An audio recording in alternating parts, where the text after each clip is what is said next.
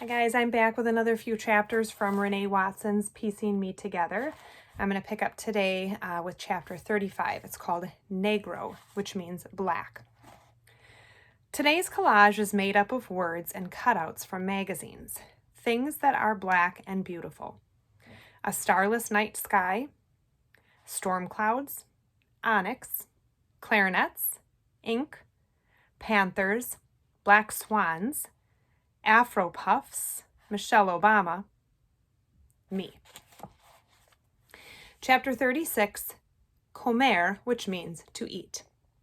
As soon as I step onto the porch, I can hear Fred Hammond's voice singing about God's grace and mercy.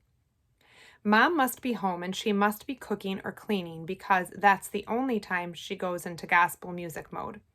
I unlock the door and walk in. Mom, I call out to make sure I don't scare her, since her back is to me.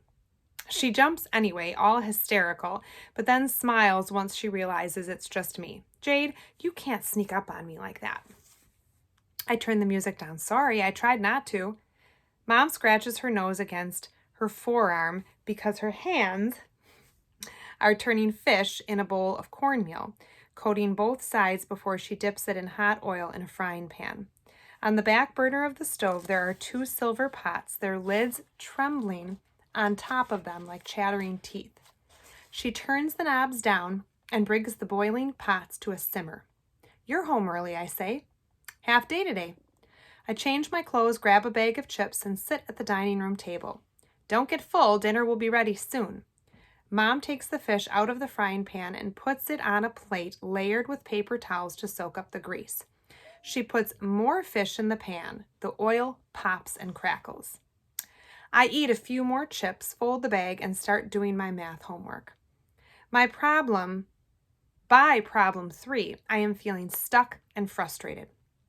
I can't do this right now, I say. I close my book. Mom comes over to me. What's wrong? Algebra 2. Mom opens my book, skims the page for a moment, and then says, Girl, I don't know nothing about that. Wish I could help you. I close the book. It's okay, I tell her. I'll ask Maxine to help me. Well, excuse me, Mom says. Mom, no, you're right. I can't help you at all. Mom finishes cooking. I take my flashcards out and drill myself. I repeat each word 3 times. Mom huffs and puffs and closes cabinets harder than usual, so I stop saying the words out loud. Just whisper them. Mom fixes my plate and then fixes hers. I take a bite of the fish. This is good, Mom, I tell her. Not like she doesn't know it, but because I think she needs to be reminded of the good she can do. But if that was my goal, I should have stopped there, because what I say next sends Mom into a rage. Are you coming to the woman-to-woman healthy eating, healthy living seminar? The what? I left the flyer on the fridge, I point. Mom looks at the flyer. I don't have time to go to that. What is it about anyway? Eating healthy. I know they're going to give tips on how to make small changes when buying and cooking food, like this fish. It's good. So good. But Maxine and Sabrina would probably say it should be grilled or pan-seared or... Is Sabrina going to buy us a grill? You tell Maxine that if she got time to come over here and cook for us, she can come. Until then, I'm cooking how I want to cook. Mom shakes hot sauce onto her fish. Got some nerve telling me how to cook my food? That was only an example. I don't fry everything. You liked my cooking until you started going out with Maxine. Mom, I love your cooking. I was just telling you about the event. You hanging around all those uppity black women who done forgot where they came from. Maxine knows about fried fish. I don't know one black person who hasn't been to a fish fry at least once in their life. Where's she from? Mom won't stop talking. She goes on and on about Maxine and Sabrina and how they are different type of black. How she knows she's going to get tired of dealing with them for the next 2 years. I swear, if you didn't need that scholarship, I'd take you out of the program. I'm not sending you there to be in no cooking class. What they got to do with getting into college? I let Mom talk. I know none of these questions are meant to be answered. I finish eating, making sure I eat every single morsel of the food on the plate. Chapter 37, Mi Madre, my mother. Photocopied pictures of my mother from when she was an infant till now are spread across the table. I rip and cut and puzzle her back together. The hair of her teen years, her hands, when she used to paint her nails before they were constantly washing and scrubbing, the smile from her 21st birthday, the eyes she had when she was 7, before she really saw this world, all the best parts of her on the page. Chapter 38, Vestido, which means dress. Mom and I stand at the fridge looking at our dry erase calendar. Are you keeping up on your homework, Mom asks. All those activities can't get in the way of your studies. I know, I tell her, I'm good. She looks the calendar over, studying each date. She gets to next Friday and says, wow, the symphony? Woman to Woman sure does plan some extravagant events. I know, I can't wait. I've never been to a symphony before. Mom says, what are you going to wear? Don't people dress up when they go to the symphony? They do, I ask. I think so. I guess you should ask Maxine. She should know. Mom walks to her bedroom. I hear her mumble, I've never been to the symphony either. Her door closes. I go to my bedroom and stand in front of the closet looking for something to wear. I try on at least 5 outfits. Nothing looks right. Either the shirt is too long, the skirt too casual. I'm sorry. Let me try that again. Either the shirt is too snug, the skirt is too casual, the dress too dressy.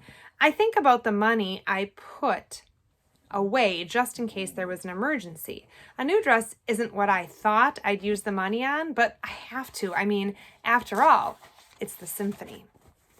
Chapter 39, Musica, which means music. Before the symphony begins, one of the volunteers gives us a tour of the backstage area and talks about the history of the Oregon Symphony.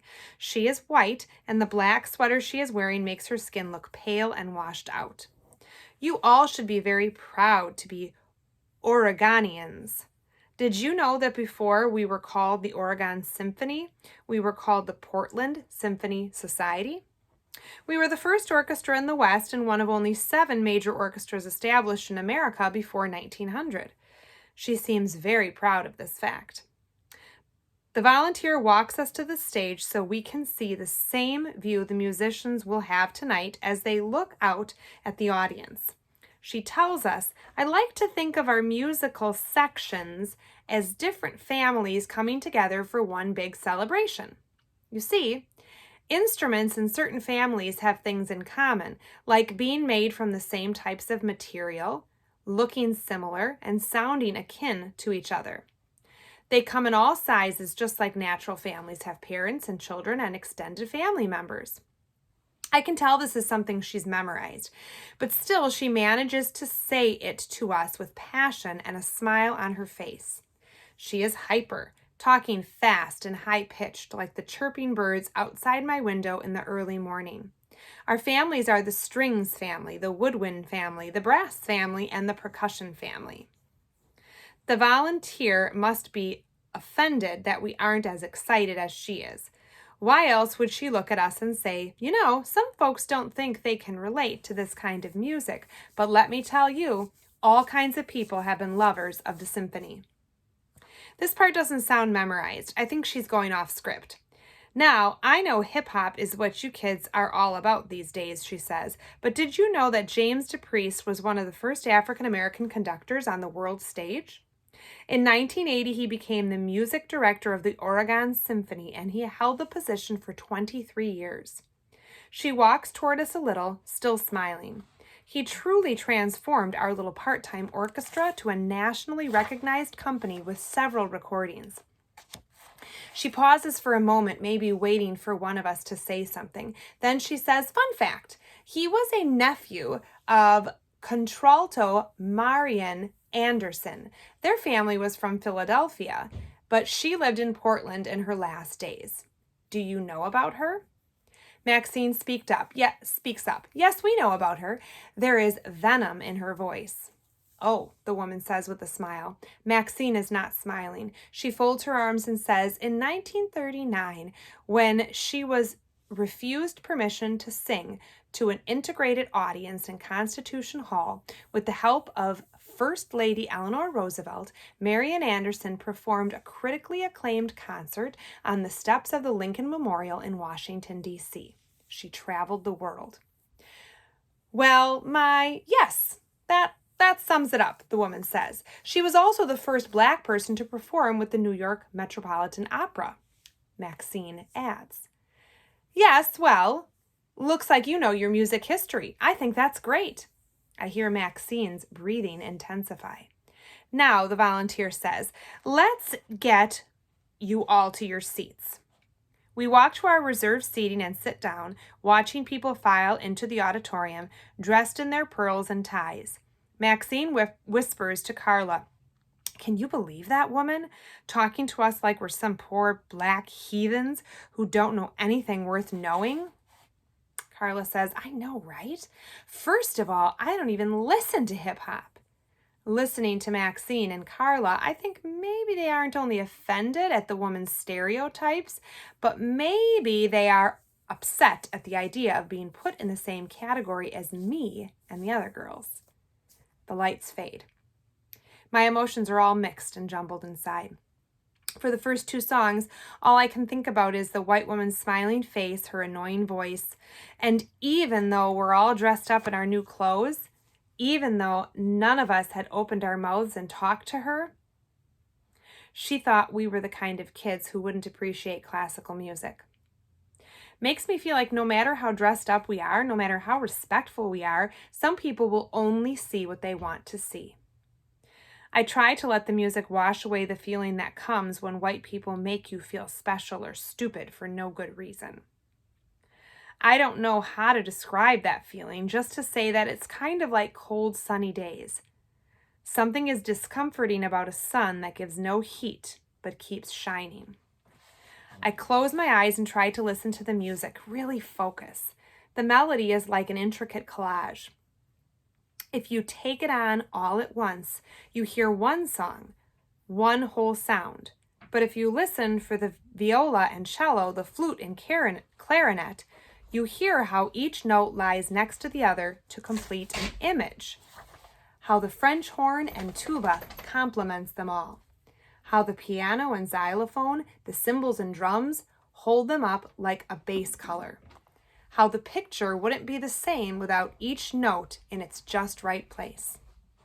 I did not know about James DePriest, and I'd never heard of Marian Anderson, but tonight I feel myself dancing with them, feel myself traveling the world. Chapter 40, El Rio, which means the river. The past few weeks have been slow and quiet. Mom is working extra shifts because she is determined to start saving money so she can put a down payment on a car. EJ practically lives at the studio, so I am usually home by myself, which is good. The house stays cleaner this way and the food lasts longer. I haven't spent much time with Sam. Partly because I usually have something to do after school, but mostly because I don't know how to be around her when I know she doesn't think that sales clerk treated me wrong. I don't even think she feels the tension between us. She has moved on and acts like everything is fine. But me? I'm stuck wondering if I can truly be friends with someone who doesn't understand what I go through, how I feel. I don't expect Sam to always agree with me, but she didn't even give me the generic, I'm sorry that happened to you, or I'm sorry you feel that way response. Today, though, I have nowhere to go after school, so there is no avoiding Sam. She sees me at my locker, and I swap out one book for another, and she waits for me. I have to stop by Mrs. Parker's office before I leave, she says. Okay. We walk to Mrs. Parker's office, and when she sees me, she smiles and opens her jar. What's your pleasure today, she asks. She holds the jar out. Sam takes 2 sour apple Jolly Ranchers. I take a cherry one. Then Mrs. Parker says, Jade, do you mind if I speak with you? Do you mind if I speak with Sam alone, just for a moment? Oh, okay. I'll wait out there, Sam. I point to the sitting area outside Mrs. Parker's office. I take one more Jolly Rancher and leave. When I step into the waiting area, I dump my bag onto one of the chairs and walk over to the Alumni Hall of Fame wall. Here, the counselors have posted photos of graduates from last school year, each photo with a small sign under the name that lists the college the former graduates are attending. I smile, knowing my picture will be there one day. Sam comes out of Mrs. Parker's office, an envelope in her hand and the biggest smile on her face. She can't even get words out. She is breathing and smiling so hard. Oh my God, Jade. This is so unreal. You are not going to believe this. What happened? We walk out of the counseling center and make our way to the bus stop. I've been nominated for the study abroad program, she says. This year, the trip is to Costa Rica. When she says this, there is a pain in my chest, a real physical pain. What I really want to do is turn around, go back to Mrs. Parker's office and ask, what about me? Instead, I say, wow, Sam, congratulations. I feel horrible that I can't do better than that. I try again. That's really amazing. What did Mrs. Parker say? Well, she said I was nominated by Mr. Flores, Sam tells me. We get to the bus stop and wait. I can barely look at Sam right now because I'm afraid she'll see my eyes and know how I really feel. I sit down and look out at the street. Sam opens her envelope. There's an information session happening in 2 weeks. I have to bring an adult. She keeps talking, but I lose track of what she's saying. I'm too busy thinking, how did this happen? Too busy trying to concentrate on the moving cars and trucks so I can distract my tears from falling. What's wrong? Sam asks. If she has to ask, it's not worth explaining. Nothing, I say. She probably wouldn't understand anyway. Are you sure? Nothing's wrong. The bus comes. We get on, show our bus passes, and head to our usual section. I get in first, sit next to the window. The bus jerks, and Sam stumbles into the seat next to me. Once she is situated in her seat, she turns to me and says, "You should come to the meeting too." The two of us in Costa Rica? That would be the best thing. You have to be nominated to go, Sam. No one nominated me. But, well, maybe what? Sam puts the envelope into her backpack. We ride in silence. Finally, silence. Passengers get on and off the bus, on and off. Sam moves her 2 long bangs out of her face. What are you thinking about? Nothing, I say. Are you mad at me? No. Okay. We're getting close to Sam's stop. She scoots forward, getting ready to get up, even though there are at least 4 more blocks to go. Sam starts talking again. I was going to ask if you wanted to come over this weekend, maybe spend the night. I'll let you know what my mom says. We can make pizza. My grandpa taught me how to make it from scratch. You like pizza, right? I nod. When the bus pulls over at Sam's stop, she walks to the back door. See you tomorrow, she says. Bye. I ride through the transition blocks and then I'm back on my side of town, where the river is polluted. I'm thinking about the fish and the river, the giving and the learning. I am wondering how choices are made about who gets what and how much they get. Wondering who owns the river and the line and the hook and the worm.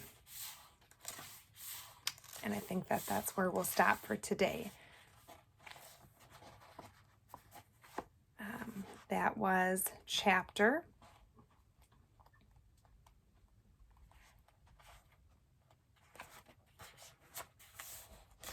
Sorry, I just want to say this right.